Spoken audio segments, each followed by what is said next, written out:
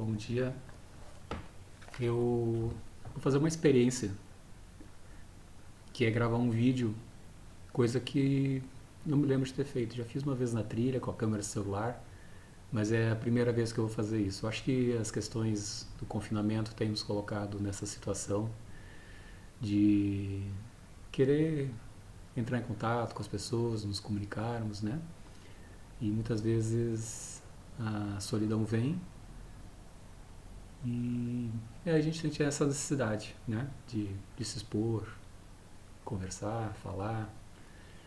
E ontem uma coisa aconteceu que me tocou. Foi de noite, comecei a ouvir fogos de artifício, fogos que a gente normalmente vê assim, nessas comemorações de final de ano, Natal. Eram muitos, reluzentes, brilhantes, festivos. E não me caiu bem aquilo, assim. Eu pensei assim, o que poderia estar se comemorando, né? Páscoa? Não sei, nunca tinha visto comemorarem com fogos de artifício Páscoa, a crucificação de Jesus. Né? Já acho meio estranho comemorar a Páscoa, mas tudo bem. É um momento de reflexão, concordo, né? Mas aquilo não me soou bem, porque afinal de contas eu tinha acabado de ler uma notícia que a gente já passou de mais de, então, com 1.200 mortos por Covid no Brasil. Tudo bem, temos mais tantos milhares de mortos por outras causas, não vamos começar a debater isso, né? Nós estamos numa pandemia, vamos nos focar nisso. E comemorar esse momento, por mais festivo que tenha sido ali o encontro, é um condomínio aqui perto, ali no condomínio dos Eucaliptos. Depois fiquei sabendo que era o show de Klaus Vanessa, ou é isso? Não conheço. E, enfim, as pessoas ficavam na janela e o show rolava e depois terminava com fogos, né? Mas achei meio desproporcional, né? E aí eu me remeti a uma passagem, eu estou relendo, já terminei, estou relendo um livro do Albert Camus, que é A Peste. A câmera está invertida, mas tudo bem. E tem uma passagem do livro que fala talvez a gente já esteja passando um pouquinho desse momento, mas no livro ele cita o comportamento, o pensar das pessoas bem no início que se acontecia a peste. Até então não queriam confirmar se era ou não era peste, porque afinal de contas os relatos históricos não são favoráveis, assim, passar por uma situação dessas. Mas assim que todo mundo percebeu que estava se tratando realmente da peste bubônica, né, foram tomadas algumas medidas, assim. Mas é interessante essa passagem, vou ler para vocês assim. Enquanto nossos concidadãos tentavam acomodar-se a esse súbito exílio, a peste colocava guardas às portas, desviava os navios e faziam rota para Urã. Urã seria a cidade que passa a situação, né? Quando eu ler Urã, eu vou falar Porto Alegre. Passando um pouquinho essa parte, só para vocês entenderem que os portos estavam fechados, a cidade estava em sítio, não entrava nem saía mais ninguém da cidade. Então, apesar desses espetáculos inéditos, parece que nossos concidadãos tinham dificuldade em compreender o que lhes acontecia. Havia os sentimentos comuns, como a separação ou o medo, mas continuavam a colocar em primeiro plano as preocupações pessoais. Ninguém aceitara ainda verdadeiramente a doença. A maior parte era, sobretudo, sensível ao que perturbava seus hábitos ou atingia seus interesses. Impacientavam-se, irritavam-se, e esses não são sentimentos que se possam contrapor à peste. A primeira reação, por exemplo, era culpar as autoridades. A resposta do prefeito, diante das críticas de que a imprensa se fazia eco, não se poderiam propor medidas mais flexíveis que as adotadas, dizia a imprensa, né, e as pessoas. Foi bastante imprevistos. Até então, nem os jornais, nem a agência Hanstock tinha recebido qualquer estatística oficial sobre a doença, o Ministério da Saúde. O prefeito passou a comunicá-la diretamente à agência, pedindo-lhe a publicação de uma nota semanal. Mesmo nesse caso, contudo, a reação do público não foi imediata. Na verdade, o anúncio de que a terceira semana da peste somava 302 mortos não falava à imaginação. Por um lado, talvez nem todos tivessem morrido de peste. Ah? Por outro lado, ninguém na cidade sabia quantas pessoas morriam por semana em tempos normais. A cidade tinha 200 mil habitantes. Ignorava-se se essa proporção de óbitos era normal.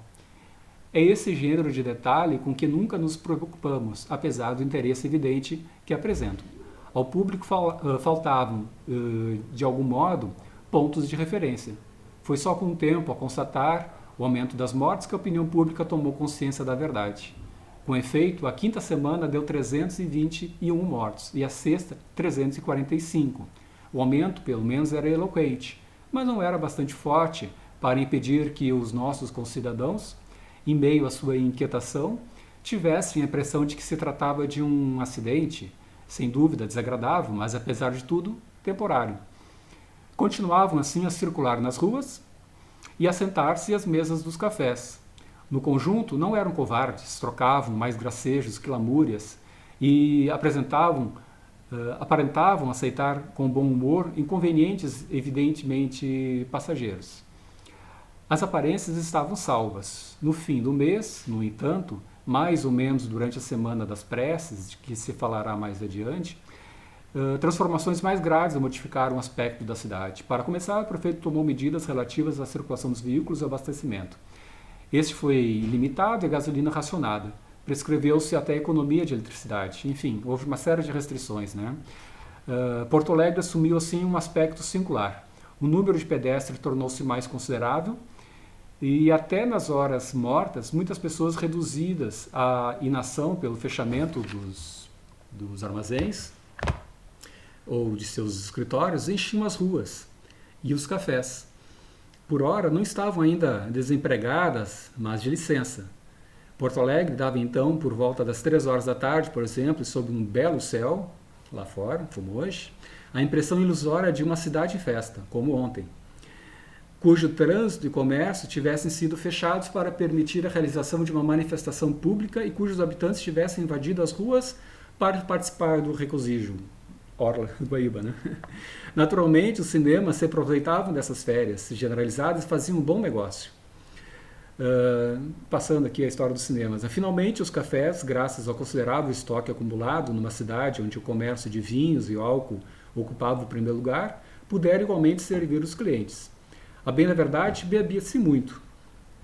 Como um café tivesse anunciado que quem vinho bebe mata a febre, a ideia já natural no público de que o álcool evitava doenças infecciosas reforçou-se na opinião geral. Todas as noites, por volta das 10 horas, um número considerável de bêbados expulsos dos cafés enchia as ruas, espalhando afirmações otimistas. Afirmações otimistas. Todas essas modificações, porém, em certo sentido, eram tão extraordinárias e tinham se realizado tão rapidamente que não era fácil considerá-las normais e duradouras. O resultado era que continuávamos a colocar em primeiro lugar nossos sentimentos pessoais. Olha, eu acho fenomenal assim, a gente buscar na literatura situações que, às vezes, históricas ou fictícias, né? Mas de alguma maneira traduzem os nossos sentimentos. E o que a gente está passando não é novidade na humanidade. Eu acho que a gente até, de certa maneira, tá brando, tá? É incrível, né? Mas, digamos assim, até agora a sensação que eu tenho é que os efeitos do isolamento horizontal ou diagonal, como alguns dizem, ele tem surtido efeito, sim. Né? Os hospitais ainda não estão lotados, mas já tem casos graves, assim como mortes, e a situação é que a partir dessa semana realmente a coisa comece a explodir. Eu não sei se essa explosão vai se dar na mesma proporção do que nós vimos na Itália e nos Estados Unidos, por exemplo, na China, mas o que nos leva a crer que no Brasil vai ser diferente? O que nós temos de diferente nos outros países? Dimensão territorial, talvez, né? Mas Deus é brasileiro? Vai ver que é isso. Uma feliz Páscoa a todos vocês.